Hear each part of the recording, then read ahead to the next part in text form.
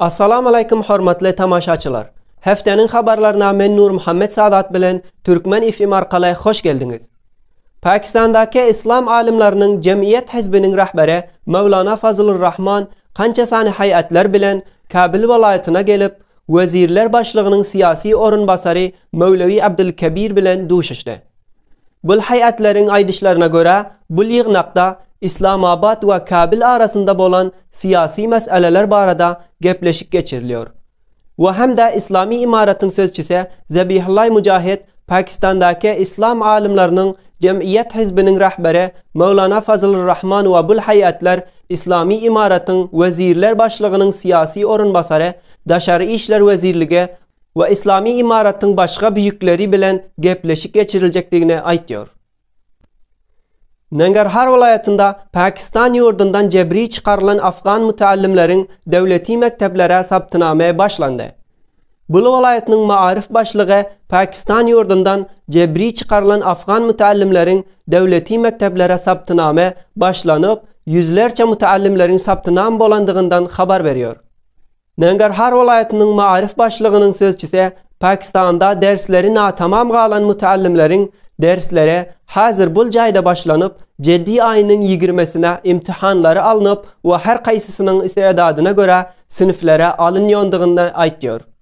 Ve bu müteallimler İslami imarattan talim almak mümkünçiliğini döredendiğinden minnettarlık bildirirler. Cevizcan vilayetinin yaşayıcıları bu vilayette tufan ve hava aludalığının köpelendiğinden haber veriyor. Bu vilayetinin yaşayıcılarının aydışına göre bu tufanlar heftede 2 mertebe Cevizcan vilayetinin yaşayıcılarına qiyinchilik döretiyor. Bazı muhit zist agahlar bu vilayette bağça ekmegi bu mesele için faydalı bolyondığını aytıyorlar. Amma Cevizcan vilayetinin muhit zist idaresi bu meseleni devleti mesullar bilen paylaşandığından haber veriyor. Bu mesulların aydışına göre bağça ve daraxtlıkların yokluğu, yerastı suların kemelendiği, vaqtlayın yağışın yokluğu ve yılın kurak gelmege şu şekilde qiyinchiliklara sebep oluyor. Ve hem de bu vilayetinin sürücüleri ve yaşayıcıları bu meseleden azapta bolup devleti mesullarından bu mesele karşı bir çare tapmaklarını istedi. تقریبا 15 یا زیاد کم میشه که در شهر شبرغان به وجه که برف باران بباره بیخی خاک میباره. این خاک باد نه تنها برای یک تعداد مردم بلکه در مجموع برای مردم شهر شبرغان خساره زیاد رساندن که دکانداری خود کردن نمیتونن، موترانه بسیار به مشکل رانندگی میکنه و بخصوصا مواد خوراکی که البته کبابپز است یا هتلیست اونا هم بیشتر به این مشکل مواجه هستند.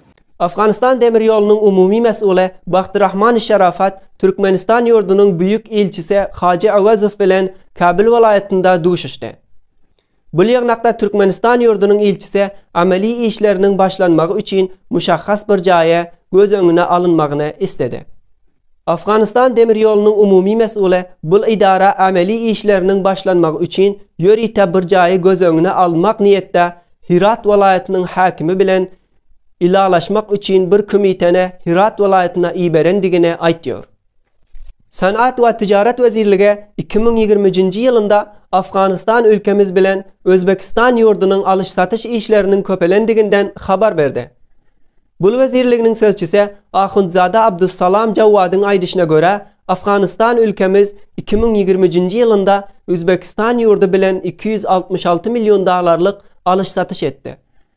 Ve hem de Afganistan'ın sadiratı 2020 yılında 27 milyon dolarlık bolandığını aytıyor. Bu vezirliginin sözcüsü Özbekistan yurdu bilen iki tarafa alış-satış bolyondığını aydıp 2020 miladi yılında 229 milyon dolarlık varidat ve 27 milyon dolarlık sadirat bolandığını aytıyor.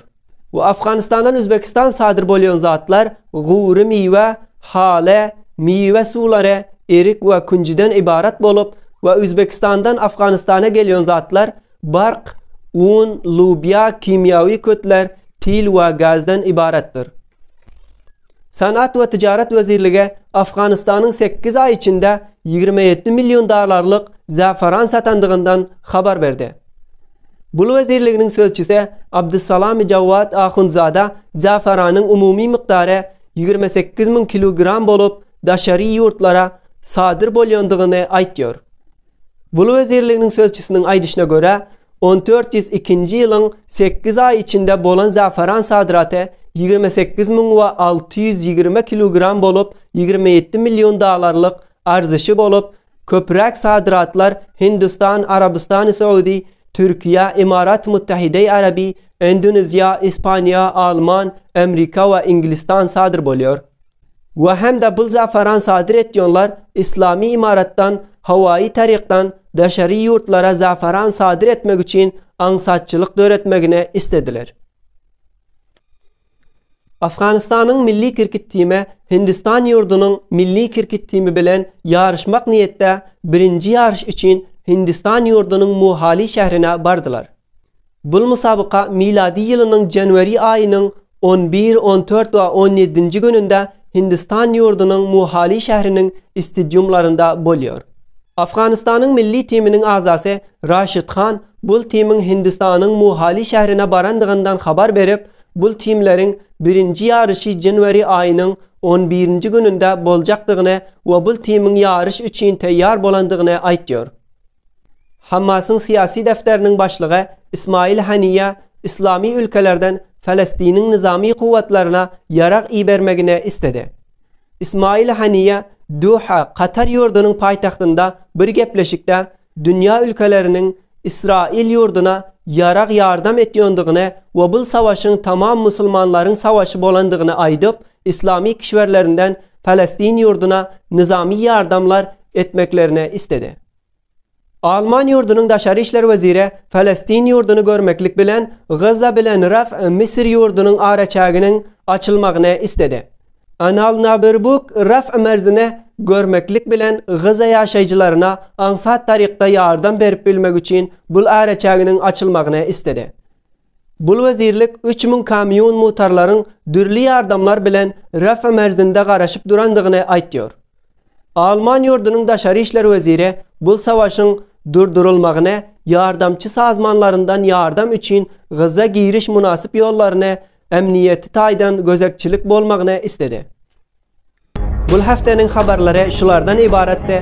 Geljekki haftaça sizlere Allah ipaga tapşyrýar.